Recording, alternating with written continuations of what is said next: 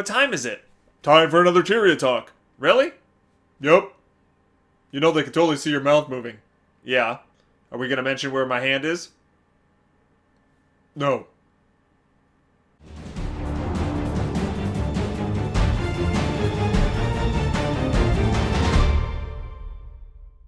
Howdy folks, and welcome back to another episode of Tyria Talk. My name is Richard Procopio, aka Otter, and this show is all about Guild Wars 2. Today is episode number 73, and today we're going to be talking about legendary precursor crafting in the expansion Heart of Thorns. So ArenaNet put out a blog post this week kind of describing a little bit of the process. They gave us a sneak peek as to how some of these things are going to work, and we did glean some important information. The number one biggest thing that we learned was that the precursors and the legendaries that are going to be crafted from this point forward are going to be account bound. So no longer are these going to be tradable to other players. You're no longer going to be able to sell legendary items on the trading post, and I think this is a huge positive change for the game. Now, there's no word about already existing precursors and legendaries. I'm assuming that the ones that are found randomly in the world, like if you get a random drop precursor, you're still going to be able to trade that. I'm not sure, and I'm sure that the legendary items that are still just been crafted and are still going to be able to be tradable on the trading post. But new ones, new legendary items that are going to be created through this crafting process, this scavenger hunt process, through the mastery system, they're no longer going to be tradable. Why do I think this is a great change? I never ever thought that they should have been tradable to begin with. You guys probably heard me talking about this on Guildcast a few years ago. I think I've made Tyria Talk episodes about this as well. It just kind of cheapens the experience a little bit, right? It is very difficult to make a legendary item. Like, I have one. It took me 2 years of saving up materials, and I still needed like a bunch of things donated to me from viewers and friends and different things in order to get it done. It is an immensely difficult thing to achieve, and it kind of cheapens it that there's folks out there with large amounts of dispendable income who could just literally go and say, hey, I'm going to drop $500 on the gem store, convert it to gold, and now I have a legendary instantly. You can get it within minutes if you have enough gold or you have the means to convert gems to gold. So the fact that it's tradable, it just kind of cheapens the fact that a lot of people run around with these legendary items. They're not necessarily that special. So it's cool that the new ones that they introduce post Heart of Thorns are going to be able to have that little bit of prestige, extra prestige attached to them. Now, I will say real quick, and this is not new news, but I haven't seen it being talked about a lot, and I just want to kind of set expectations for folks. There are going to be new legendaries in the game, starting with Heart of Thorns, but it's not going to release with one new legendary of every single weapon type. All right, I've talked to ArenaNet about this, and it kind of alludes to this in this blog post. When the Heart of Thorns launches, there's going to be some precursors and some new legendaries available, and I would assume that at least every profession would be able to find at least one new legendary weapon that they're going to be able to go for. And they said they're going to target some of the legendary weapons that are a little bit more on the silly side, and they want to kind of update them and make them more cool and legendary feeling and a little bit less like goofy and cartoony. So those are the ones they're probably going to be targeting first. So I would assume, for example, that like Greatsword might not have one when Heart of Thorn launches, because we already have 3 legendary Greatswords, right? We've got Twilight and Dawn and Eternity. And is it Dawn? Sunrise. It's totally Sunrise. So Twilight, Sunrise, Dawn is the precursor, and Eternity. So we already have 3 legendary greatswords, and they're not silly. They're pretty cool looking, and I would assume, therefore, that that's not one of the ones they're going to launch with the expansion. Now, don't get too upset about this, because they did also say that they want to make legendary weapons something that they release more frequently. They don't want to go 3 years or 2.5 years before they release a new set of legendary weapons. With this mastery system and this collection system that I'm going to kind of go over today, they have the vehicle to actually introduce these things more often. So we might get a Living World patch, like 3 or 4 months after the expansion releases, with a set of 3 new legendary weapons to go after. And hopefully this can be something they continually introduce, and it can be something that collectors really just have a lot of fun going after. So let's talk about how this is all going to work. We know that the precursor and legendary system is going to tie into the new mastery system, which is being introduced in Heart of Thorns. If you don't know a lot about masteries, I have other videos out there that you can read up on it. But really quickly, it is an endgame progression system where you can get mastery points by playing the game. You can do map completion, you can participate in the new adventures, you can do things like complete living world story instances, and things will offer you mastery points. You will spend these points in a mastery line, and you'll unlock different types of skills for your account. It's an account-bound progression system. So things like hang gliding and the ability to jump on mushrooms are tied to the mastery system, and so is legendary precursor crafting. So there is a legendary crafting mastery line, and there's going to be several tiers of it. The first 3 tiers are all about learning how to craft the precursors that for legendaries that are already in the game. So all the old world ones like Bolt and Twilight and these legendary items that have been, these weapons that have been in the game since launch, are going to be tied to the first 3 tiers of doing this. After you continue to unlock this mastery line, then we'll get into some of the new legendaries that they're introducing with the expansion. So they gave an example of one of the old world weapons, the Moot, which is the legendary mace, and it's kind of one of the silly ones because it's got a disco ball. But they gave an example of how this whole thing's going to work. So when you unlock the very first tier of this legendary master, you're going to get a collection that is going to tie to starting to craft this precursor for the Moot. And the Moot is a celebration. They tied this legendary weapon to the Norn because the Moot is a celebration of prowess. And so the first collection that you're going to go after for making this precursor is going to be going around the world and participating in the hunt, right? You can remember that if you ever had a Norn starting character. In the starting instance, you go through the hunt. But you're going to be tackling big creatures, probably taking their hooves and antlers and their feet and their eyeballs and their brains and bringing it back to the Norn, and they're going to go, good job! And you're going to unlock different things in this collection. And when you complete this, you're going to get a tarnished version of the precursor skin. So it's going to be a brand new skin. It's going to be kind of like a tarnished version of it, and you're going to unlock that. And by the way, if you already have these precursors unlocked or the legendary Moot created, you will retroactively get the tarnished kind of skins. And any of the skins that lead up to it will actually be unlocked for you, so that's pretty cool.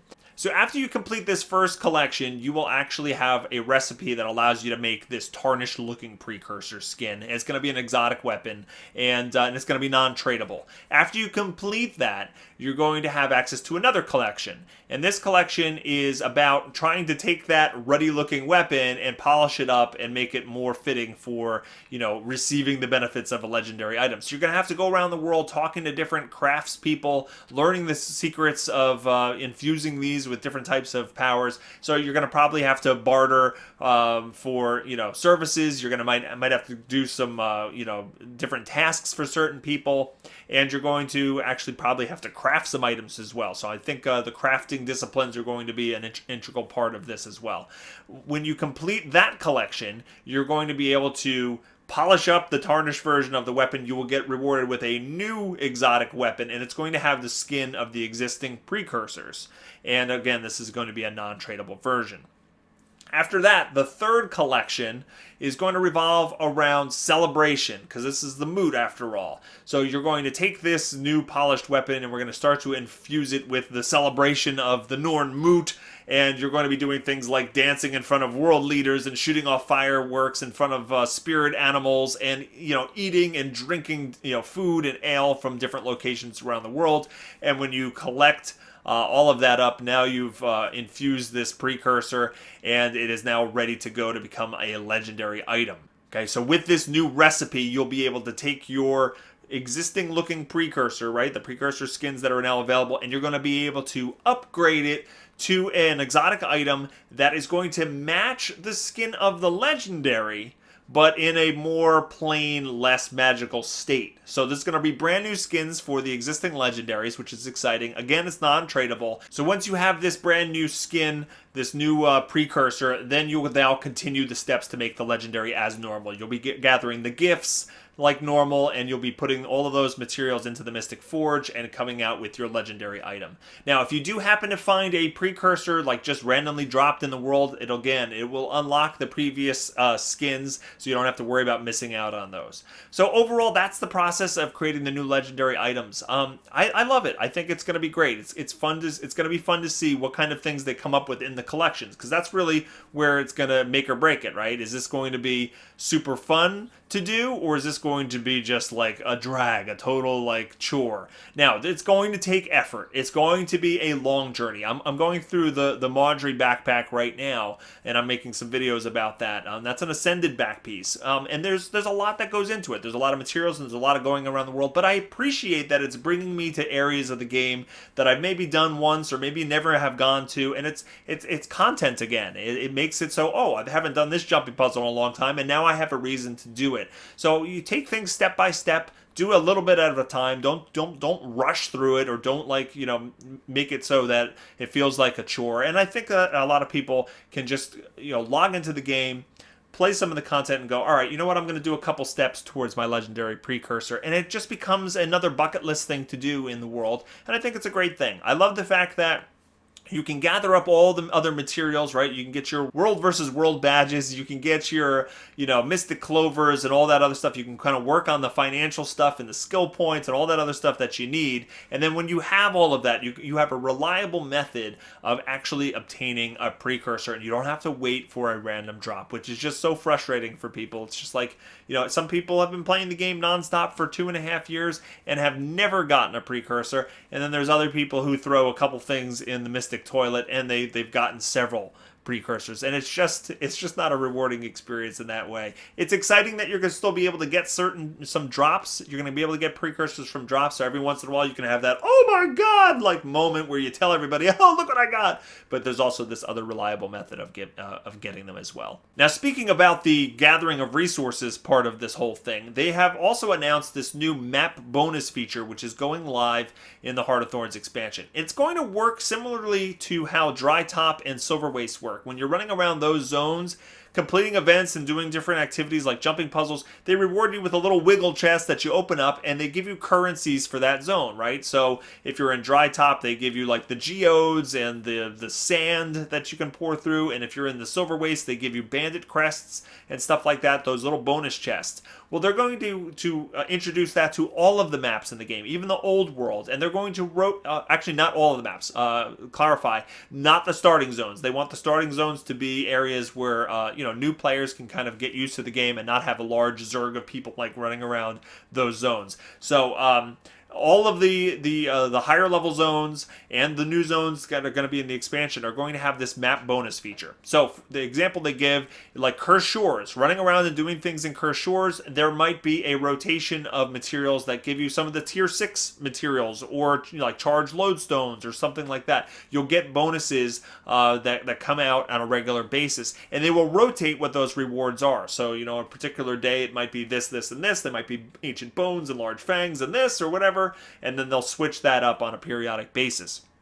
With the new zones that come into the Heart of Thorns, there might be currencies, kind of like the geodes and the bandit crests, which they will then put into the map bonus. And the reason why they're doing this is because right now, like, one of the biggest things you need to make a legendary is tier 6 materials, and there's no reliable way of farming them. You can spend laurels on the tier 6 crafting material bag, but you're going to get a random chance at getting the ones that you need. And the other thing is you can kind of farm, and I did this with my kids, you can go into like Cursed Shores and farm events and kill creatures and hope that they drop the tier 6 materials, but it happens very infrequently. You could farm an entire hour and maybe get like 2 or 3 pieces that you might have need, and you need like 1,000 of them.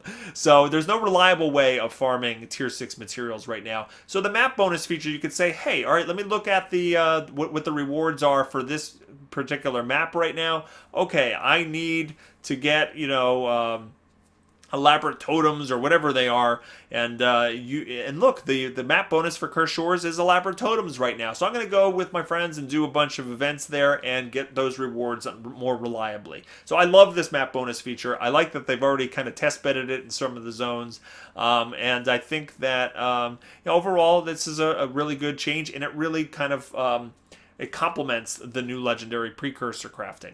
Now, there is one thing that I don't love about this whole thing, and there's not much they're going to be able to do about it. In fact, there's nothing they're going to do about it. The one thing is, since this is tied to collections, and collections is kind of like an account-bound thing, and the mastery system is also tied to an account-bound thing, you can only craft each of the precursors once.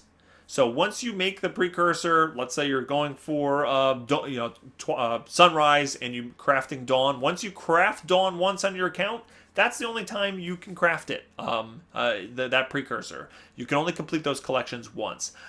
Is it a huge deal? No, I don't think so. I think that it's more important to have this system in place, and that's one of the side effects that is not necessarily great.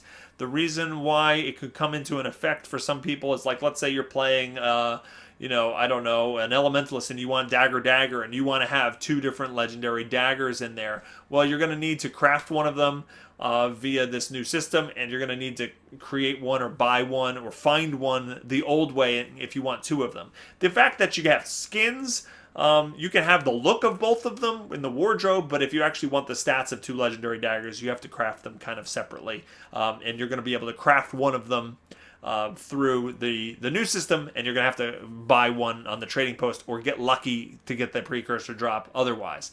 So I think that's my only kind of negative critique about this new system. Of course, I haven't played it, so I'll have to see. I'll probably have more thoughts about it once it's integrated and I go through it and see how it feels.